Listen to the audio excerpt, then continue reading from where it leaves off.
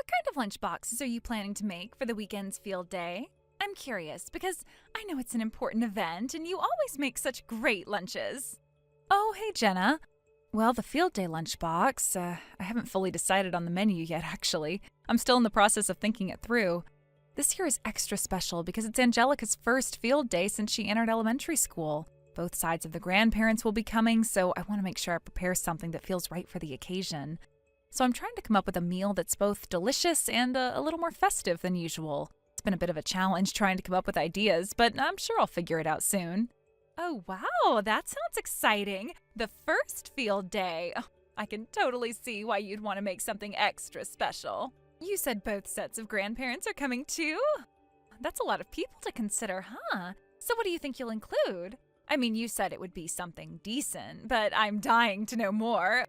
What kind of things are you planning? Yeah, it's a lot to do, but I'm really looking forward to it. As for the menu, I'm thinking I'll include some things that I know everyone will enjoy. For sure, I'm planning on fried chicken. It's a lunchbox classic in my family, right? I think it's always a safe bet, and it's something both kids and adults like. Then I'm thinking about including egg sandwiches, simple but tasty. Oh, and some apple slices. I want to make sure I have some fruits in there to balance out the savory items.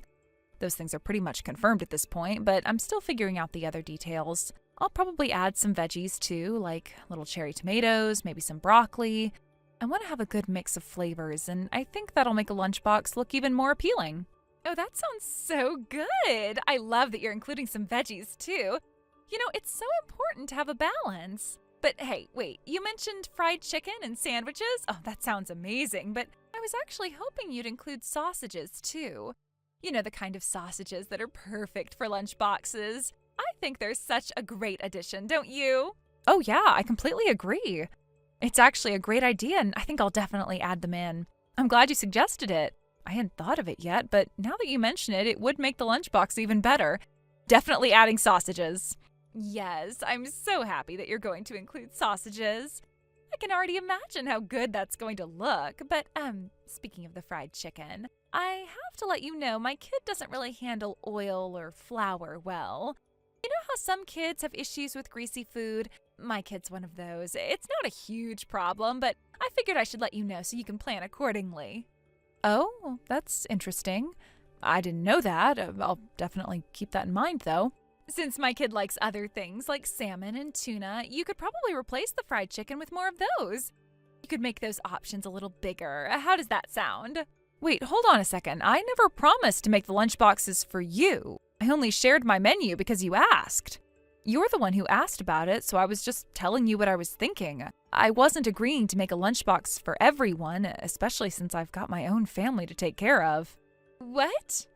But you've been going on and on about what you're making. After hearing all of that, I thought for sure you'd be making the lunchboxes for us too. I mean, you were practically bragging about it. I just assumed you were offering to help. Isn't that what neighbors do? Help each other out? Bragging? I was just sharing my ideas. I never said I'd make the lunchboxes for anyone else. You can't just assume that I'm going to do everything for you just because I mentioned what I'm making for my family. This is my responsibility, and I'm doing it for my own family.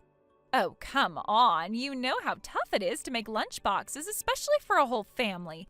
It's a huge job. You said yourself that you were going to make something decent, so why not help us out too? It's not like I'm asking for a whole new meal from scratch, just a little help. Look, I get it. It's hard.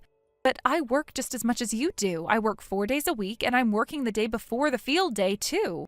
So I'm not in a position to just whip up a bunch of extra lunchboxes for everyone. But honestly, I think Liz would appreciate having a lunchbox that you made, don't you? I'm sure she'd love that more than anything. That's not the point. I'm just asking you to help out, and it's not fair to leave me to do everything on my own. It's just one more thing added to the pile of stress. I understand, but I can't make any promises. I'm preparing my own family's meal, and I think that should be enough. You'll figure it out, just like everyone else does. Well, you're really not helping. If you're not going to make it for us, then I guess I'll just have to figure it out on my own. Yes, you will. Good luck with that. Also, I'm blocking you until the day of the event then. What? Wait a minute, seriously?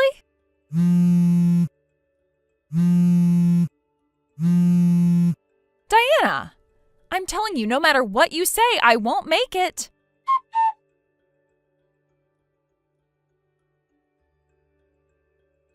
Jenna, this is so unfair. You promised you would make lunch for us too. Why didn't you make it? Because of you, we ended up with convenience store lunch. When I got home, my mother-in-law and husband yelled at me so much. The whole situation was a disaster. I never promised that. I clearly said no. You did promise. No, I didn't. You blocked me without asking and forced the conversation to end, didn't you? Don't you feel bad for Liz? I thought you were at least a decent person, but now I see it's just all talk. You didn't even consider how I felt. You just went ahead and did whatever you wanted, didn't you? Aren't you just trying to get your way by using your child as a shield? You're trying to guilt-trip me into doing what you want by playing the mother card. As a mother, don't you think that's a bit much? Is that really how you want to raise Liz, by manipulating people to do what you want? Shut up! By the way, Diana, didn't you try to take credit for the lunch I made? Don't even pretend you didn't. What? What are you talking about? I heard from a mom who used to be at the same kindergarten as Liz that you did the same thing at the kindergarten sports day. Don't try to act like you don't know what I'm talking about. Huh? What does that have to do with anything? Apparently, it was a success back then, but the families who were affected had to put the lunch in a big container and then serve it into smaller plates to eat. They were trying to share the lunch, but you took that big container, loudly proclaimed, "I made lunch for someone's family," and showed off to everyone. You acted like you were the one hosting the meal, eating it without any hesitation. You didn't even leave any for anyone else. How is that acceptable? Huh? No, that's not true. You've got it all wrong. But this time, contrary to what you expected, I prepared individual lunch boxes for everyone, and they were separated from the start. I even gave them out to everyone before lunchtime. There was no opportunity for anyone to take the lunch from someone else. And naturally, there was only lunch for my family. Thanks to that, your lunch-stealing tactic didn't work this time. What? For a field day lunch, you're supposed to have a big container of lunch boxes, right? To divide it up into individual portions from the start is just crazy. Who even thinks of doing that? You have completely lost it. My husband's family always did it like that, so I just followed their way. It's not a big deal. That's called being a slave to your mother-in-law. It's foolish to just obey her even though she's your enemy. Why would you let someone control you like that? Don't you have a mind of your own?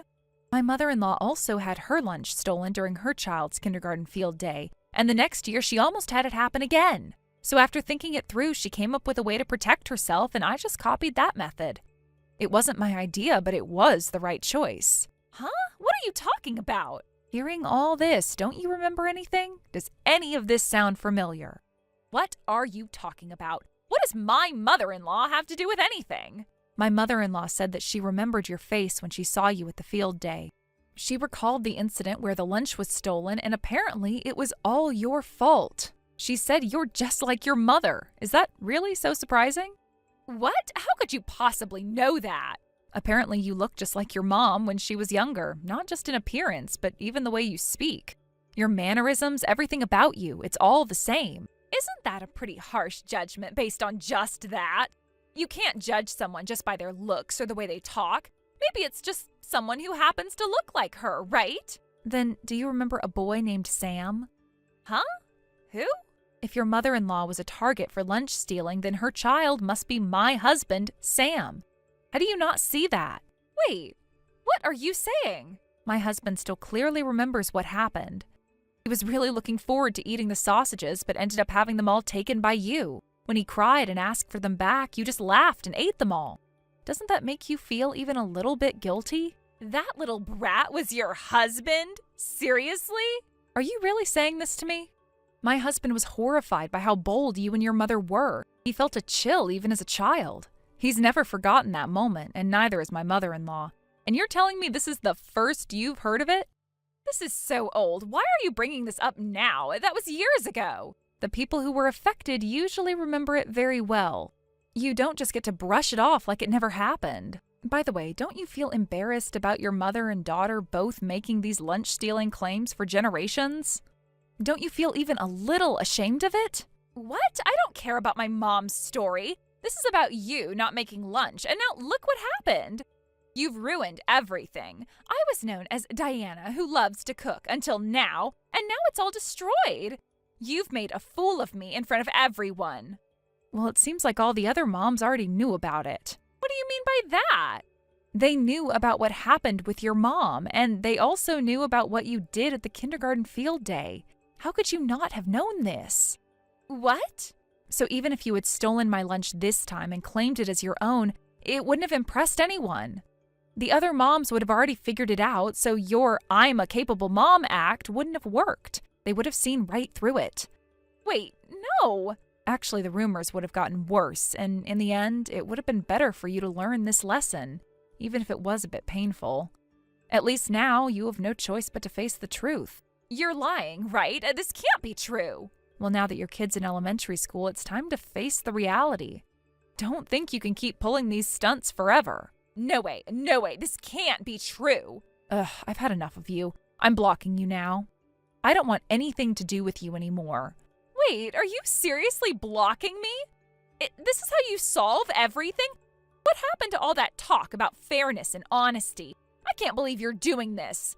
Jenna?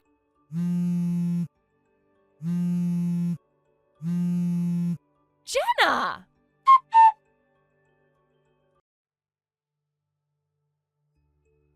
Diana was what you might call a terrible cook wife. She was fully aware of her cooking skills, or rather, her lack of them. In fact, she tried to hide it as much as possible, particularly from her husband. Diana did not want to disappoint him, and certainly she didn't want to reveal the extent of her culinary shortcomings. So she devised a clever but dishonest solution. She would buy pre-made side dishes from stores, carefully arrange them on the dinner table, and present them as though she had cooked them herself.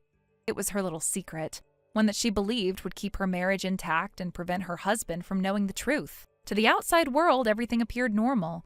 The couple had been married for 7 years, and for most of that time, her husband, who was none the wiser, believed that his wife was an ordinary homemaker. She would prepare meals for him, and he would sit down and eat them, never suspecting that they weren't the product of her own efforts.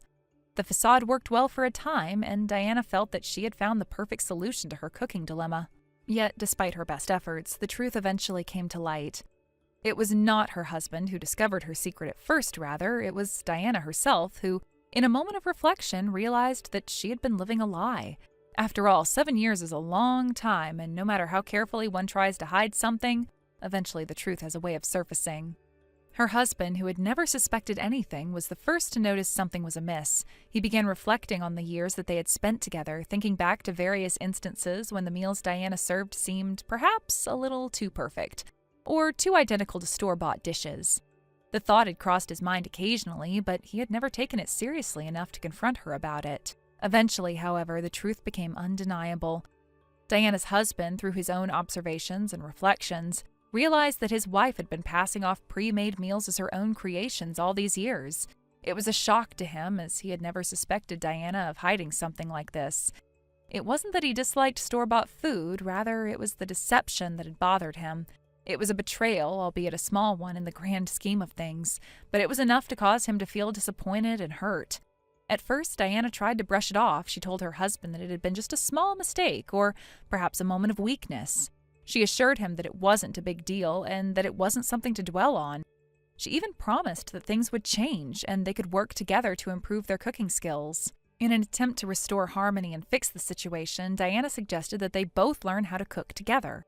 This seemed like a reasonable solution at the time. Her husband, wanting to save their relationship and move past the issue, agreed to the idea. They could take cooking classes, watch tutorials online, or experiment in the kitchen together. It would be an opportunity for them to bond and strengthen their relationship, and perhaps, over time, her husband's hurt feelings would subside. For a while, it seemed like the plan was working. Diana and her husband began cooking together, and it was clear that they both had a lot to learn. It wasn't always easy, and there were definitely some awkward moments in the kitchen as they fumbled their way through recipes. But Diana felt a sense of relief that at least her husband wasn't harboring any ill feelings towards her anymore. They were in this together, learning and growing as a couple. However, it wasn't long before Diana fell back into her old habits. Cooking together had not provided the long-term solution she had hoped for. The stress of managing the household, the pressure of cooking every day, and her own reluctance to embrace the kitchen led her to make the decision that would eventually unravel everything she had worked so hard to hide.